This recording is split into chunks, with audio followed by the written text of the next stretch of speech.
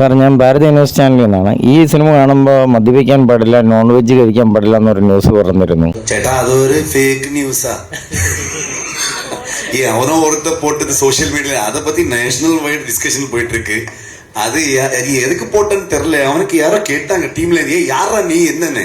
அவன் ஒரு தனியா காந்தார பருவன்னு ஒரு பேஜ் போட்டு அதுல ஒரு டிசைன், என்ன காந்தார டிசைன் போட்டு வச்சிருக்கான் வந்து. அதுல இப்படி எப்படின்னு சொல்லிட்டு இருக்கான் வந்து.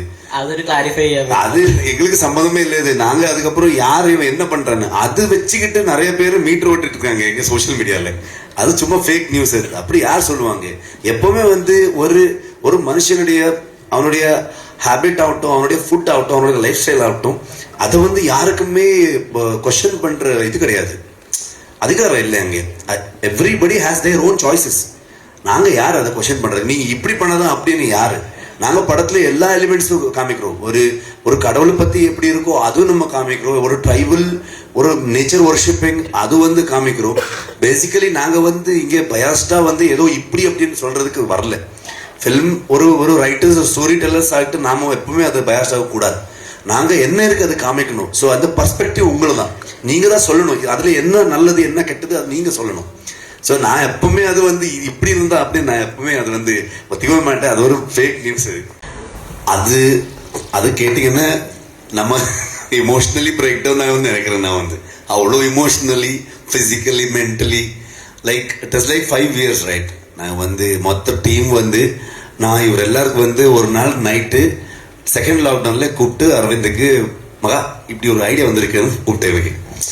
இவனும் எக்ஸைட் ஆகிட்டான். ப்ரொடியூசர் ஃபோன் பண்ணேன், அவரும் எக்ஸைட் ஆகி எல்லாரும் எக்ஸைட் ஆகிட்டாங்க. அங்கே ஃபோன்லேயே ஆல்மோஸ்ட் ½ hour பேசணும், அரை கண்டே மதம்.